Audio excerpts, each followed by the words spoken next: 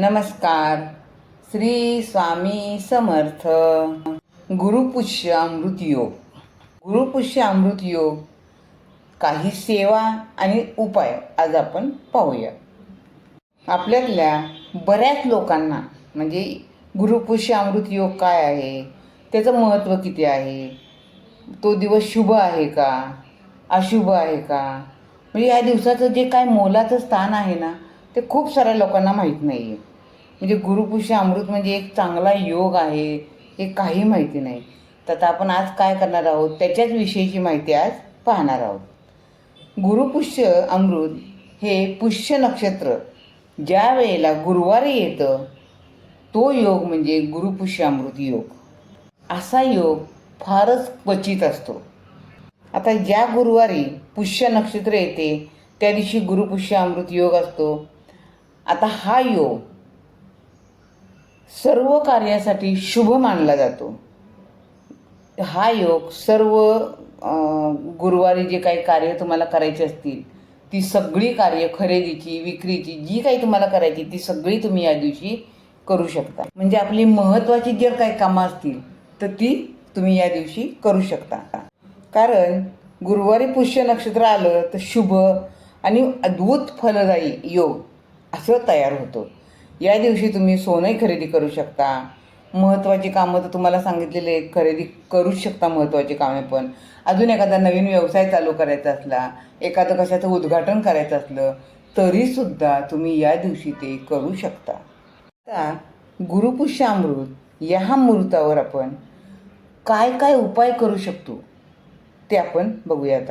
आता गुरुपुष्य अमृताचा योग आहे तर या दिवशी आपण काय उपाय करायचा आहे, तर की ज्या उपायांनी आपण भगवान विष्णू, लक्ष्मी माता यांना प्रसन्न करू शकतो, आपल्या गुरूंना प्रसन्न करू शकतो, स्वामी समर्थांना, दत्तांना, सगळ्यांना प्रसन्न करू शकतो.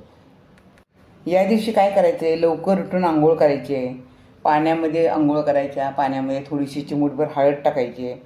आंघोळ झाल्यानंतर आपल्या घराच्या अंगणात हळद आणि गोमूत्र टाकलेलं पाणी शिंपडायचं आहे.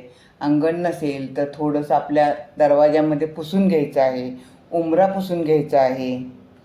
आपल्याला घरामध्ये पण गोमूत्र मिश्रित पाणी सगळीकडे थोडं थोडं शिंपडायचं आहे. म्हणजे घर शुद्ध करून आपल्याला घ्यायचं. हा उपाय आपण गुरुपुष्यालाच करावा असं काही नाही. हा उपाय आपण दर गुरुवारी केला तरीसुद्धा चालतो. कारण यामुळं काय होतं, आपल्या घरातली नकारात्मकता ती सगळी नष्ट होते. हे सगळं झाल्यानंतर आपण घराचा जो मुख्य दरवाजा आहे तो स्वच्छ पुसायचा आहे.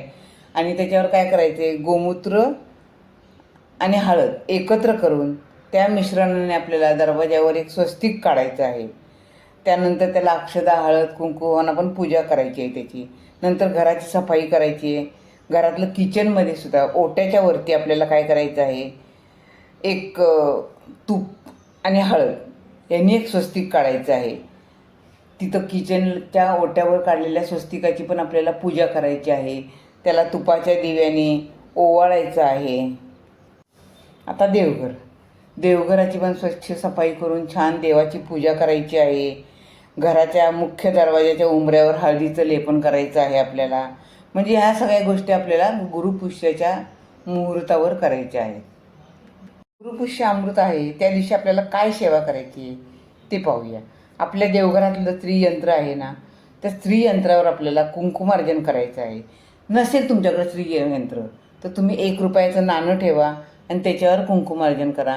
नंतर ते नाणं आपल्या जिथं आपण नेहमीचे पैसे ठेवतो, आलेले पगार झालेले किंवा रोजचे आलेले, धंदा व्यवसाय आले तर रोजचे पैसे जिथं ठेवतो तिथं ते नाणं आपल्याला ठेवायचं आहे. आणि ते जे कुंकू आहे कुंकुमार्जनचं ते एका छोट्या डबीत ठेवायचं आहे आणि रोज आपल्या कपाळाला लावायचं आहे. आता आपल्याला आपल्या गुरूंची किंवा स्वामींची काय सेवा करायची, तर आपल्याला श्री स्वामी समर्थ या मंत्राचा जप करायचा आहे. 1 माळ, 11 माळ जसं तुम्हाला जमेल तसं. श्री गुरुदेव दत्त या मंत्राचा पण आपल्याला जप करायचा आहे.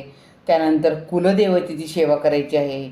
ओम कुलदेवताय नमः असा 1 माळ तरी जप करायचा आहे. महालक्ष्मी अष्टक 16 वेळा म्हणायचं आहे आपल्याला. कनकधारा स्तोत्र एकदा तरी आपल्याला बोलायचं आहे. हे नित्यसेवेत आपल्याला सगळं भेटून जातं पुस्तक आपल्याला.